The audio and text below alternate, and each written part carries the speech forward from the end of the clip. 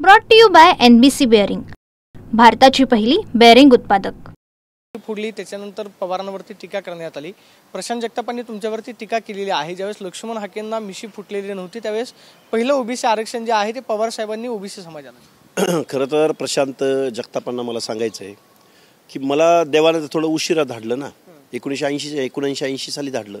मला पवार साहेबांच्या काळात धाडलं असतं तर मी पण काहीतरी केलं असतं। आता ते काय आपल्या हातात आहे का? दुसरी गोष्ट, फक्त पवार साहेबांनी महाराष्ट्रामध्ये मंडल आयोग लागू केला हे जे कोणी सांगतायत ते महाराष्ट्राची आणि ओबीसींची दिशाभूल करतायत। ज्यावेळी सर्वोच्च न्यायालयाच्या कचाट्यातून मंडल आयोग सुटून केस जिंकून 9 जजेसच्या बेंच पुढं सगळ्या देशात लागू झाला ना। त्यामुळे महाराष्ट्रात लागू झाला, पवार साहेबांनी लागू केला, महाराष्ट्रात लागू झाला, पवार साहेबांनी लागू केला। महाराष्ट्र काय अपवादात्मक राज्य होतं का? देशभरामधल्या प्रत्येक राज्यामध्ये कमी अधिक फरकानं किती आठवड्याभरानं 15 दिवसानं देशभरामध्ये लागू झाला आणि महाराष्ट्राच्या अगोदर बिहारमध्ये लागू झालाय। त्यामुळं प्रशांतजी आम्हाला उगच उकिरडे उकरायला लावू नका। उगच काहीतरी महाराष्ट्राची ओबीसींची दिशाभूल करण्याच्या भानगडीत पडू नका। ज्यांनी महाराष्ट्र ओरबाडला, महाराष्ट्र पै पावण्याच्या पलीकडं आणि कुटुंबाच्या पलीकडं जाऊ दिला नाही, त्यांना मंडल आयोगाचं समतेचं आणि लोकशाहीच्या विकेंद्रीकरणाचं तत्त्व काय करणार? प्रशांत जगताप, 4 कुटुंबाच्या पलीकडं तुम्ही तुमचा पक्ष जाऊ दिला नाही, 1.5 जिल्ह्याच्या पुढं तुमची व्याप्ती नाही। तुम्ही आमचं ओबीसींचं 18 पगड जातींचं महाराष्ट्रातल्या 50-60-70% लोकांचं अंतकरण जर समजून घेतलं असतं, वारंवार मी सांगतोय, परत एकदा सांगतो की देशाचं पंतप्रधान पवार झालं असतं। दुर्दैव आहे तुमचं। तुम्हाला पैसा, कारखाने, उद्योगधंदे, बांधकाम व्यवसाय ह्याच्यामध्ये इंटरेस्ट आहे। तुम्हाला सर्वसामान्य माणसाच्या हिताची भाषा कुठं करायची आहे? ते असं म्हणतात की मग लक्ष्मण हाकेंच्या समाजासाठीचं योगदान काय? अरे माझं योगदान दिसल, मी आंदोलक आहे। मी कुठे आमदार, खासदार आहे, कारखानदार आहे, वतनदार आहे, जागीरदार आहे? माझा बाप ग्रामपंचायतीचा सदस्य पण नाही। माझी सुरुवात आहे, मी प्रश्न उपस्थित करतोय आणि पब्लिक अपिलिंग आहे। त्यामुळं माझं काय योगदान आहे ते कळलं ना। लगेच सुरुवातीलाच कुठं हे करताय? होईल ना जे काय व्हायचं ते। मात्र ते असं म्हणाले की तुमचे आका हे देवेंद्र फडणवीस, माझे अक्का देवेंद्र फडणवीस आहेत, माझे अक्का काँग्रेसचे वडेट्टीवार साहेब आहेत, माझे अक्का छगनरावजी भुजबळ आहेत, माझे अक्का काय सगळेच आहेत। माझे अक्का सगळ्या पक्षातले माझे अक्का आहेत। जे जे ओबीसीच्या बाजूनं ठामपणे भूमिका महाराष्ट्रात मांडतायत ते सगळे माझे अक्का आहेत। त्यामुळं मग त्यामध्ये जितेंद्र आव्हाडांनी ओबीसींची भूमिका मांडली। जितेंद्र आव्हाड पण माझे अक्का आहेत विचारानं, वैचारिक अर्थानं, कारण त्यांचा माझा ओबीसी संदर्भातचा अप्रोच सेम आहे। मग माझ्या अक्का होऊ शकतात ना। मग शरद पवारांना तुम्ही सातत्यानं का टार्गेट? पवार साहेबांना टार्गेट करण्याचं कारण असं की मनोज जरांगेचं जे आंदोलन आहे हे आंदोलन मोठं करण्याचं काम शरदचंद्रजी पवारांनी केलं।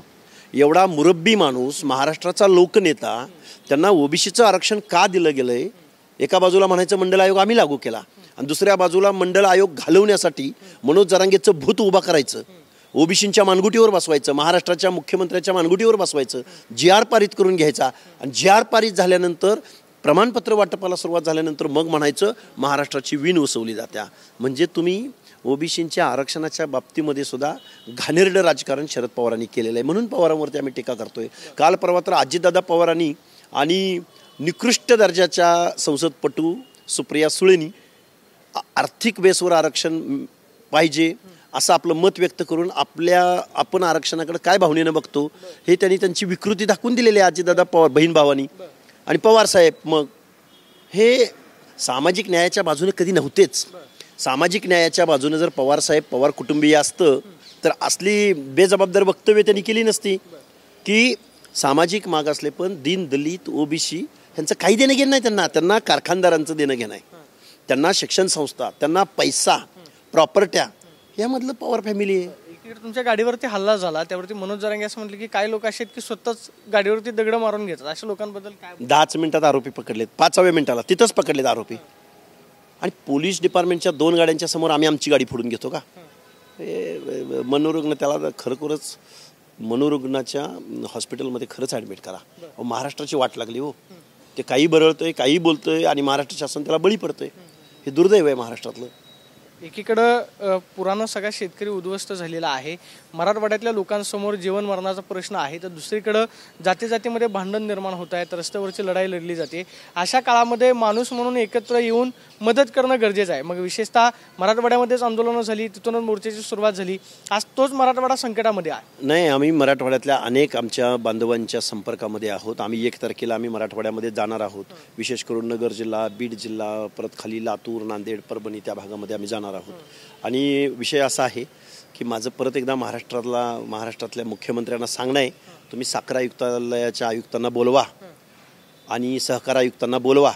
तुम्ही आजपर्यंत एक तुमचं ऑडिट करा. तुम्ही आजपर्यंत कारखान्यांना जी काही 100 कोटी, 125 कोटी, 75 कोटी, 10 कोटी, 20 कोटी मदत केली, त्यांच्याकडून 200 कारखाने आहेत महाराष्ट्रामध्ये, 100 सहकारी आहेत नियर अबाउट आणि 100 खाजगी कारखाने आहेत. त्या कारखान्याकडून 10-5 कोटी प्रत्येक कारखान्याकडून वसूल करा ना. 1000-1500 कोटी रुपये आपल्याला मिळतील आरामात. आणि पुन्हा तुम्हाला कधी येतील त्यावेळी त्यांना परत देऊन टाका. कारखानदारांनी आता पुढे आलं पाहिजे ना. वेळोवेळी महाराष्ट्राच्या तिजोरीवर डल्ला मारणाऱ्या शरदचंद्रजी पवार, अजितदादा पवार या अर्थमंत्र्यांनी या कारखानदारांना आजपर्यंत तुम्ही जेवढे पैसे दिले त्यातले 1-2-5% माघारी घ्या ना. जनतेच्या हिताला येऊ द्या, शेतकऱ्यांना मिळू द्या. माझा सवाल आहे, तुम्ही कारखान्यांना आमच्या महाराष्ट्रातल्या 12-13 करोड जनतेच्या निळाच्या घामाचे पैसे अनुदान म्हणून अनेक MIDCना, अनेक उद्योगपतींना, अनेक कारखानदारांना दिले, त्यातला रिफंड मागा ना त्यांना आणि द्या. शासनाला मदत करा. शेतकऱ्यांचा 7-12 कोरा करा. साधं आहे, मनात आणल्यावर शेतकऱ्यांचं 7-12 कोऱ्याला वेळ नाही लागणार. बोलताना असं म्हणालात की मी समाज बांधवांच्या संपर्कामध्ये आहे. शेतकऱ्याला कुठली जात नसते. कुठं जाणार नक्की? समाज बांधवांच्या बांधावरती जाणार की शेतकऱ्यांच्या बांधावर जाणार? नदी गोदा परिक्रमा, गोदेच्या तीरावरच्या सगळ्या गावामध्ये जाणार ना. आता प्रश्न असा उरतोय की आम्ही एवढी आमची वैचारिक दिवाळखोरी नाही ना फक्त समाजाच्या ह्याच्याकडे जायला. हा शेतकरी आहे. आम्ही फक्त OBCच्या आरक्षणाचं संरक्षण करतोय. आम्ही कुणाच्या आरक्षणाला विरोध नाही करत. त्यामुळे आम्ही सामाजिक तेढ कधीच निर्माण करत नाही. माझ्यावर 9 वेळा हल्ले झाले, माझ्या कार्यकर्त्यावर झाले. आम्ही एकदा तरी कुणावर हल्ला केलाय का? अरे आम्ही शोषित आहोत, वंचित आहोत, पीडित आहोत. त्यामुळे आम्ही राजकारण जातीय करत नाही. आम्ही क्लासची भाषा बोलतोय, जातीची भाषा नाही बोलत. जाणार का भेटायला तिकडे? जाणार, सगळ्यांना जाणार भेटायला. का नाही जाणार भेटायला? आता आम्ही काही आमदार खासदार नाही किंवा सरकारचे प्रतिनिधी नाही, नाहीतर आम्ही मदतही केली असती. तिजोरीतले पैसे काढण्यापेक्षा ह्या कारखानदारांना सगळ्यांना आव्हान केलं असतं, चला आपल्याला शेतकऱ्याचा रिलीफ फंड आपल्याला तयार करायचा आहे. मुख्यमंत्री महोदयांना माझी विनंती आहे की पूरग्रस्त शेतकऱ्यांसाठी कारखानदाराकडून रिलीफ फंड तयार करा. प्रत्येक कारखान्याकडून फक्त 10 कोटी रुपयाचं आव्हान करा. प्रत्येक कारखान्याकडून 10 कोटी रुपये घ्या. तुम्ही त्या कारखानदारांचे एवढे लाड केलेत, चिमणी टू चिमणी तुम्ही अंतर, तुम्ही दुसऱ्यांना कारखाने काढू देत नाही, नवीन कारखान्यांना परवानगी देत नाही, म्हणजे यांना कॉम्पिटिशन होईल. म्हणजे तुम्ही सहकार वाचवण्यासाठी किती वेळा शासनाच्या तिजोरीवर डल्ला मारलाय, कितीतरी इन्फ्रास्ट्रक्चर देण्यासाठी कितीतरी पैसे दिलेत. परत मागा ना. शेतकऱ्यांचा 7-12 कोरा होऊन जाईल. आपण पाहतोय की मराठवाड्यातल्या शेतकऱ्यांसाठी कारखानदारांना आतापर्यंत जे राज्य शासनानं आर्थिक सहाय्य केलेलं आहे त्यामधली 2-5% रक्कम जी आहे ती परत घ्या आणि त्यामधून खरं तर फंड जो आहे तो उभा करा, अशा प्रतिक्रिया लक्ष्मण हाकेंनी दिल्यास पाहायला मिळते. Camera person Krishna Sonvi, Pradeep Kapse, TV9 Marathi, Pune. Brought to you by NBC bearing, भारताची पहिली बेअरिंग उत्पादक.